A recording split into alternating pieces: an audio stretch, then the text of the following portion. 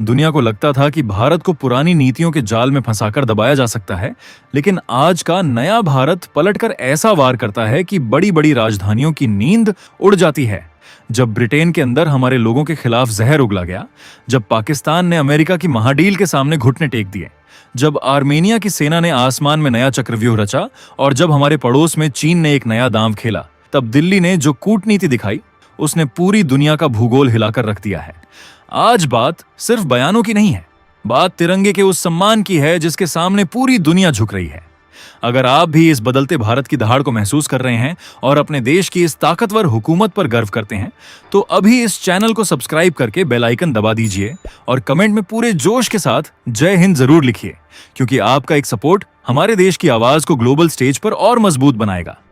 अब सीधे रुख करते हैं उस बड़े मामले की तरफ जिसने लंदन से लेकर दिल्ली तक खलबली मचा दी है। दरअसल ब्रिटिश सांसद रूप लोवे ने एक ऐसा बयान दे दिया जिसने प्रवासियों को लेकर एक नया विवाद खड़ा कर दिया है। उन्होंने साफ तौर पर कहा कि ब्रिटेन को भारतीयों का आना अब पूरी तरह बंद कर देना चाहिए और अगर कोई उनके इस बयान को नस्लवादी कहता है तो उन्हें इससे कोई फर्क नहीं पड़ता। लेकिन असल बात यह है कि क्या ब्रिटेन का एक धड़ा अपनी ही आर्थिक हकीकत को भूल चुका है? जिस देश की पूरी व्यवस्था आज भारतीय डॉक्टर्स, इंजीनियरों, वैज्ञानिकों और बिजनेस लीडर्स के दम पर चल रही है, वहां के कुछ नेता राजनीतिक फायदे के लिए भारतीयों को एक समस्या की तरह दिखाने की कोशिश कर रहे हैं। मजेदार बात यह है कि ये बात ऐसे समय में कही गई है जब ब्रिटेन खुद स्टाफ की कमी, भारी आर्थिक मंदी और सुस्त विकास दर से जूझ रहा है। ऐसे में अपनी नाकामियों को छुपाने के लिए प्रवासियों पर निशाना साधना वहां के नेताओं के लिए सबसे आसान रास्ता बन गया है। लेकिन इस बार सोशल मीडिया पर लोगों ने करारा जवाब देते हुए पूछा कि अगर आज भारतीय समुदाय वहां काम करना बंद कर दे तो ब्रिटेन का हेल्थ सिस्टम, आईटी सेक्टर और फाइनेंस सेक्टर पूरी तरह तबाह हो जाएगा। ये विवाद अब सिर्फ एक नेता का बयान नहीं रहा, बल्कि ये ब्रिटेन की मजबूरी और उसकी भविष्य की नीतियों की कलई खोल रहा है। इतिहास गवाह है कि जब जब ब्रिटेन पर संकट आया, तब तब भारतीयों ने आगे बढ़कर उनकी डूबती नैया को पार लगाया है। दूसरे विश्व युद्ध के बाद देश को दोबारा खड़ा करना हो या फिर ब्रेक्जिट के बाद यूरोप से आने वाले लोगों की कमी को पूरा करना हो, भारतीयों ने हमेशा वहां की इकोनॉमी को संभाला है। इसलिए आज अगर कोई भारतीयों को बोझ बताने की कोशिश करता है तो वो पूरी तरह झूठ बोल रहा है। दूसरी तरफ आज का भारत वो पुराना भारत नहीं है, बल्कि आज हम दुनिया की सबसे तेज बढ़ने वाली इकोनॉमी है। दुनिया की बड़ी बड़ी कंपनियां भारत में पैसा लगा रही हैं और भारतीय टैलेंट की डिमांड अमेरिका से लेकर यूरोप तक हर जगह बनी हुई है। इसी बीच एक और बड़ी खबर सामने आ रही है, जहां पाकिस्तान ने अमेरिका के प्रेसिडेंट डोनाल्ड ट्रंप के एक बहुत बड़े प्लान को सीधे सीधे खारिज कर दिया है। ये पूरा मामला अब्राहम एकॉर्ड का है, जिसके जरिए ट्रंप मिडिल ईस्ट के देशों को इजराइल के साथ रिश्ते सामान्य करने के लिए मना रहे हैं। लेकिन पाकिस्तान के रक्षा मंत्री ख्वाजा आसिफ ने साफ कर दिया कि उनका देश किसी भी ऐसी डील में शामिल नहीं होगा जो उनकी पुरानी सोच और नीतियों के खिलाफ हो। ये बात इसलिए बड़ी है क्योंकि ट्रंप ने हाल ही में कई मुस्लिम देशों का नाम लेकर कहा था कि उन्हें इस शांति समझौते से जुड़ना चाहिए और उन्होंने ईरान के मामले को भी इसी क्षेत्र से जोड़ने की कोशिश की थी। यानी ये खेल सिर्फ इजराइल और पाकिस्तान का नहीं है, बल्कि पूरे मिडिल ईस्ट की सुरक्षा और बिजनेस पार्टनरशिप को बदलने की एक बहुत बड़ी बिसात है। इस पूरे मामले में भारत की पोजीशन बहुत ही मजबूत और दिलचस्प है, क्योंकि जहां पाकिस्तान अपनी पुरानी जिद पर अड़ा हुआ है, वहीं भारत ने एक बहुत ही समझदारी भरी विदेश नीति अपनाई है। हमारे रिश्ते इजराइल के साथ भी बेहद मजबूत हैं और खाड़ी देशों के साथ भी हमारी दोस्ती लगातार गहरी हो रही है। डिफेंस, एनर्जी, इन्वेस्टमेंट और बिजनेस के मामले में भारत ने हर देश के साथ अपने फायदे के रिश्ते बनाए हैं और यही वजह है कि आज मिडिल ईस्ट का हर बड़ा देश भारत की बात को अहमियत देता है। एक्सपर्ट्स का मानना है कि आने वाले समय में जो देश पुरानी बातों को छोड़कर बिजनेस और देश के फायदे पर ध्यान देंगे, वही आगे बढ़ेंगे।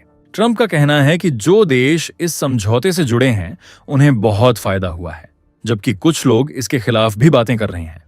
इसी खींचतान के बीच पाकिस्तान का यह फैसला आया है जिसने पूरे रीजन की पॉलिटिक्स को गरमा दिया है। लेकिन असली बात यह है कि अगर आने वाले समय में और देश इस डील में शामिल होते हैं तो पावर का बैलेंस किस तरफ झुकेगा।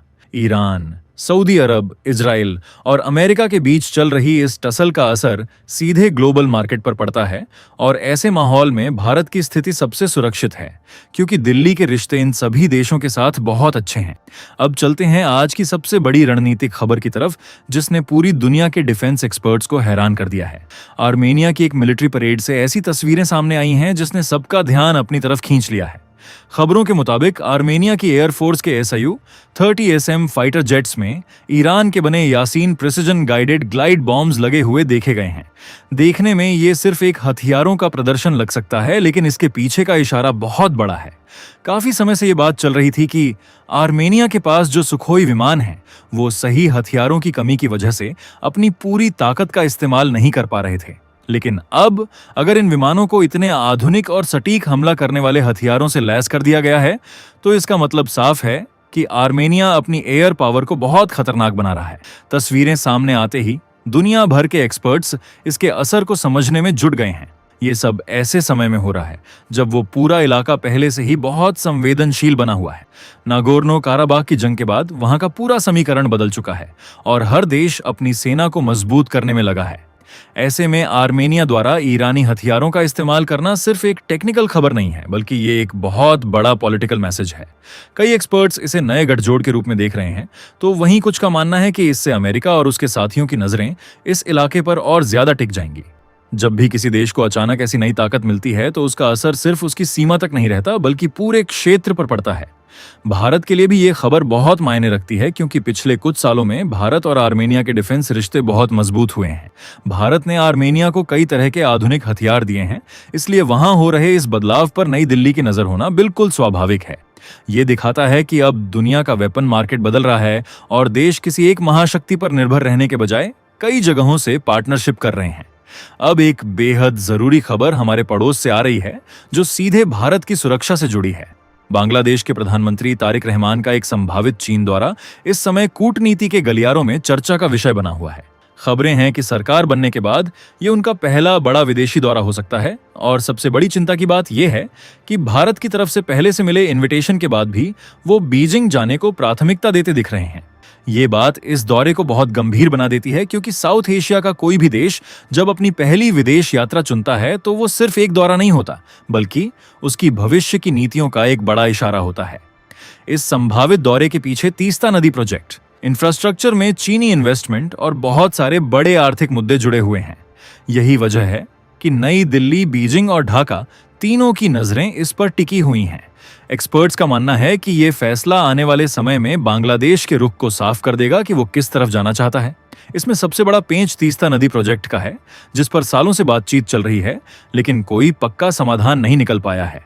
बांग्लादेश इस नदी के मैनेजमेंट और विकास के लिए बड़े फंड की तलाश में है, और इसी बीच चीन ने इस प्रोजेक्ट में पैसा लगाने की इच्छा जताकर मामले को और पेचीदा बना दिया है। ढाका की तरफ से यह भी कहा गया है कि भारत और बांग्लादेश के रिश्तों का भविष्य इस पानी के समझौते और बाकी रुकी हुई डील्स पर निर्भर करेगा। यानी ये सिर्फ एक बिजनेस प्रोजेक्ट नहीं है, बल्कि ये पानी, कूटनीति और पूरे इलाके की राजनीति का एक बड़ा कॉकटेल बन चुका है। चीन लगातार अपने बेल्ट एंड रोड इनिशिएटिव के जरिए हमारे पड़ोसियों को अपने जाल में फंसाने की कोशिश कर रहा है, और बांग्लादेश इस प्लान का एक बहुत अहम हिस्सा है।